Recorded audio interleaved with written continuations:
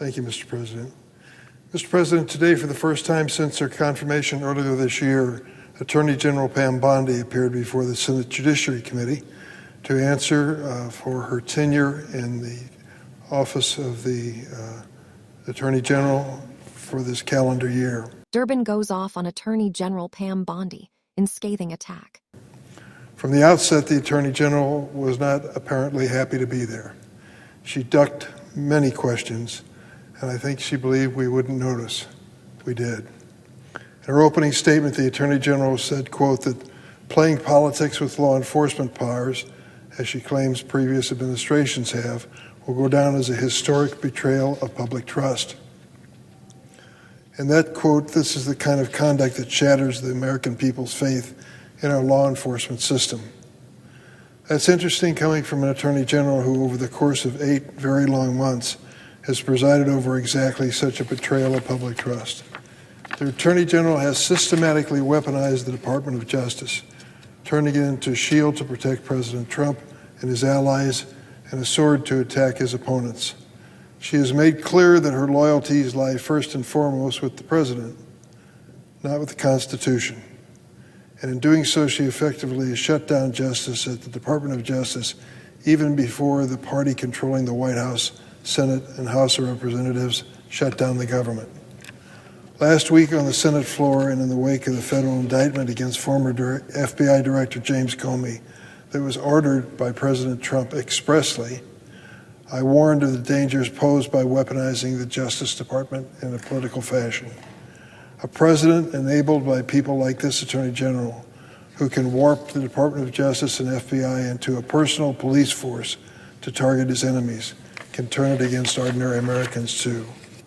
And unfortunately, the city of Chicago, which I'm proud to represent, is feeling that today.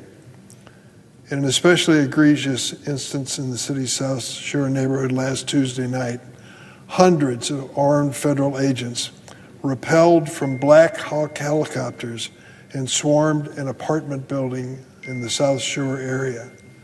This made-for-movies entrance was into a building which apparently the ICE agents knew little about the occupants.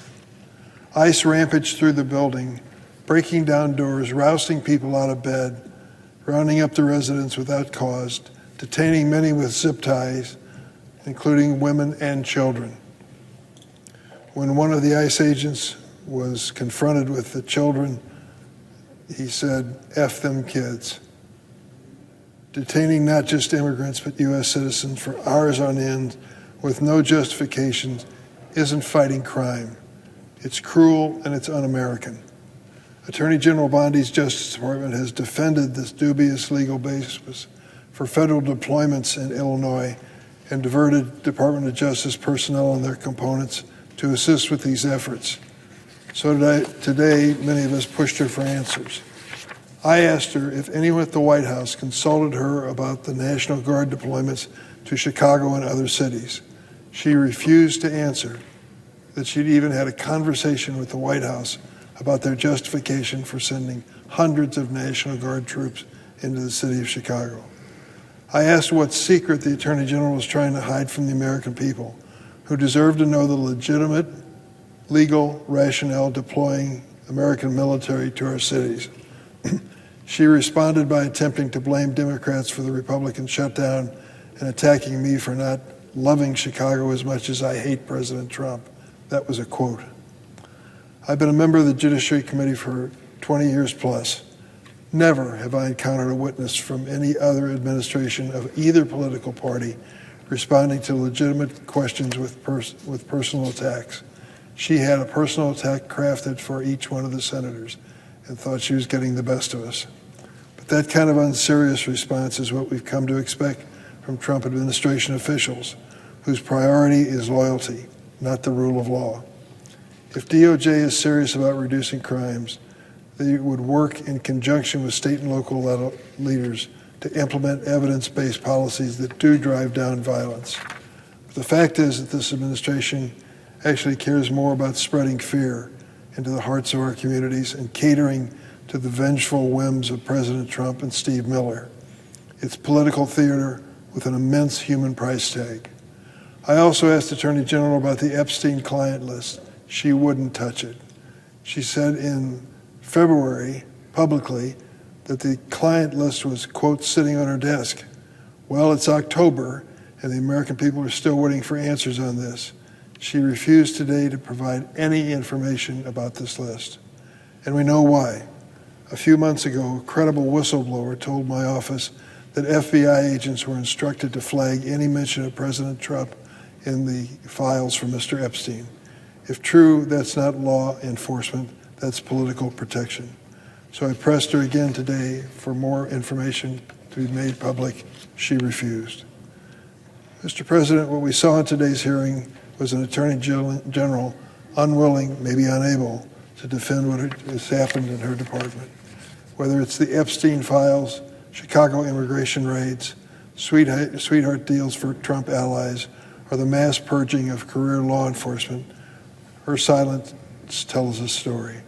Saying, quote, I'm not going to discuss this with you, may have worked today, but one day she'll need to answer for her conduct in this role, and she'll need to defend her record, one that saw the dismantling of the Department of Justice for political purposes on her watch. Mr. President, I yield the floor. Durbin starts by reminding everyone what Bondi said in her opening statement. She warned against playing politics with law enforcement, calling it a historic betrayal of public trust that shatters faith in the justice system. Big words, lofty rhetoric, the kind of language you'd expect from someone who actually believes in an independent Department of Justice. But Durbin doesn't let that slide, because coming from Pam Bondi, those words land like a bad joke. For 8 long months, she has presided over the very thing she claims to oppose. A DOJ that functions less like an institution of justice and more like a political weapon. A DOJ that shields Donald Trump and his allies while swinging full force at his perceived enemies. A DOJ where loyalty to the president comes before loyalty to the Constitution. And Durbin says it plainly. Justice didn't slowly erode under Bondi, it shut down. What made this exchange so disturbing wasn't just Pam Bondi's evasiveness, or even the cruelty described on the ground in Chicago. It was the complete absence of shame. The total comfort with using federal power aggressively, recklessly, and politically, while daring anyone to stop it. Dick Durbin wasn't watching an attorney general defend hard choices or controversial policies. He was watching someone who no longer feels bound by explanation at all. That's the real warning here. Because a functioning democracy depends on friction. It depends on tension between branches of government. It depends on public officials being forced to justify their actions, even when they don't like the questions. The moment an attorney general treats oversight as an insult rather than an obligation, the balance is already tipping. What Durbin laid out piece by piece was not an isolated scandal, but a pattern. Federal law enforcement deployed like an occupying force. Military assets used for intimidation instead of necessity. Immigrant communities treated as enemy territory. Children zip-tied. Citizens detained without cause. And when asked to explain the legal authority behind all of it, the Attorney General didn't cite statutes, precedents, or constitutional reasoning. She attacked senators personally. That should terrify people across the political spectrum. Because today it's Chicago. Today it's immigrants. Today it's political opponents. But history tells us very clearly that once a Justice Department is molded into a tool of personal loyalty, the definition of enemy expands quickly. Power like this does not stay neatly contained. Durbin's remarks also cut through one of the most cynical tricks of this administration, pretending that fear equals strength. There is nothing strong about storming apartment buildings with helicopters when you don't even know who lives there. There is nothing brave about terrorizing families and calling it law enforcement. And there is nothing patriotic about refusing to explain yourself to the representatives of the American people. This is governance by intimidation, not by law. And what makes it even more dangerous is the normalization of it all. The insults are waved off as style. The evasions are excused as politics. The suffering on the ground is dismissed as collateral damage. Over time, outrage dulls, expectations drop, and abuses that would have been unthinkable a decade ago become just another headline. That's why moments like this matter.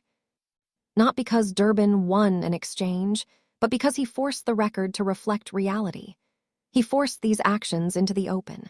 He made it impossible to pretend that this DOJ is operating in good faith. Oversight doesn't fix everything, but silence guarantees nothing ever will. Pam Bondi may believe loyalty to Donald Trump is her job. Dick Durbin reminded everyone that her actual job is loyalty to the Constitution, whether she likes it or not. And until that distinction is restored, every American should be paying attention to hearings like this, because they are some of the last remaining places where power is still being challenged in public. If this breakdown helped you see what was really going on beneath the talking points and personal attacks, make sure you hit like, subscribe for more long-form analysis like this, and leave a comment below. These conversations matter, and they don't survive unless people keep engaging, questioning, and refusing to look away.